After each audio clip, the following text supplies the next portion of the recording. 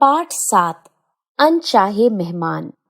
किसी गांव में एक किसान अपनी पत्नी के साथ रहता था। वह बहुत सीधा सादा और भला आदमी था। उनकी पत्नी भी उसी की तरह भोली और नेक औरत थी। दोनों अपने घर आए मेहमानों की खूब आव भगत करते थे, लेकिन उन्हें ऐसे मेहमान पसंद न थे जो आने के बाद जाने का नाम ही न ले। वे चाहते थे कि मेहमान आए मगर 1-2 दिन रुक कर चले जाएं। मेहमान अगर अधिक रुक जाते थे तो उन्हें अधिक खर्च और परेशानी उठानी पड़ती थी। एक बार की बात है, किसान के यहाँ उसका साला अपनी पत्नी और बच्चों के साथ घूमने आया। किसान और उसकी पत्नी बहुत खुश हुए। दोनों ने उन लोगों की अच्छी आव भगत की। वे 2 दिन के लिए आए थे, लेकिन उनकी खातिरदारी देखकर उन लोगों ने कुछ दिन और रुकने का मन बना लिया। किसान और उसकी पत्नी सोच में पड़ गए। घर का खर्च तो बढ़ ही रहा था, उनके बच्चों ने भी धमाचौकड़ी मचाकर नाक में दम कर दिया था। 1 सप्ताह बीत गया, लेकिन वे लोग जाने का नाम नहीं ले रहे थे। तब किसान ने एक उपाय सोचा।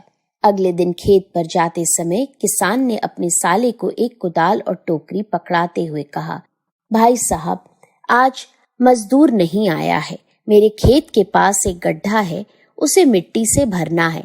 आप मेरे साथ खेत पर चलिए, मैं मिट्टी खोदकर टोकरी में भर दूंगा। आप उसे उठाकर गड्ढे में डालते जाइएगा। दोनों के मिलकर करने से काम जल्दी हो जाएगा। यह सुनकर साला परेशान हो गया, लेकिन वह चाहकर भी मना न कर सका। उसे किसान के साथ जाना पड़ा। किसान के खेत के पास गड्ढा था, लेकिन किसान का उससे कुछ लेना देना नहीं था। वह तो अपने साले को सबक सिखाना चाहता था। उसने मिट्टी खोदकर टोकरी में भरनी शुरू कर दी। मिट्टी ढो ढोकर कुछ ही देर में साले का अंग अंग दुखने लगा। भूख के कारण पेट में चूहे कूदने लगे, लेकिन उसे शाम तक मिट्टी उठानी पड़ी। तभी उसने मन ही मन फैसला कर लिया कि अब वह बहन के घर में नहीं रुकेगा। उसने घर आते ही अपनी पत्नी से कहा, अपना सामान समेट लो, कल सुबह ही हम अपने घर चल देंगे।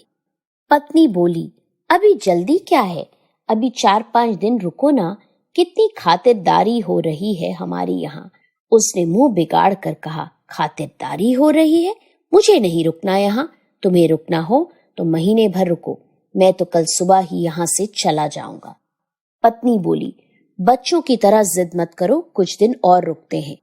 उसे अपनी पत्नी की बात माननी पड़ी। अगले दिन किसान की पत्नी झूठा बहाना बनाकर कराहती हुई बोली, भाभी, मुझे आज बुखार चढ़ गया है, मैं आज कोई काम नहीं कर सकूंगी, मुझसे खाना भी नहीं बन पाएगा। उसकी भाभी बोली, कोई बात नहीं, तुम आराम करो, मैं खाना बना लेती हूँ। यह कहकर वह उठी और रसोई की ओर जाने लगी। किसान की पत्नी ने उसे रोकते हुए कहा, रुको भाभी, खाना बाद में बनाना, पहले झाड़ू से घर द्वार की सफाई कर लो। कुछ गंदे कपड़े भी पड़े हैं, उन्हें भी धो डालना। आज तो आटा भी नहीं है, वह भी आपको ही पीसना पड़ेगा। भाभी काम में जुट गई। काम निपटाते निपटाते शाम हो गई। वह थक कर चूर हो गई। भूख के मारे भी बुरा हाल हो गया।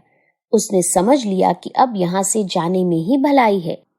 अगले दिन सुबह वे बच्चों के साथ जाने लगे तो किसान की पत्नी ने कहा, भाभी, मेरी तबीयत खराब है, अभी 2-4 दिन रुक जाती तो मुझे कुछ आराम हो जाता।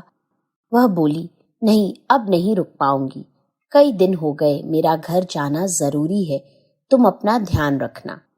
इतना कहकर वह अपने पति और बच्चों के साथ चल दी।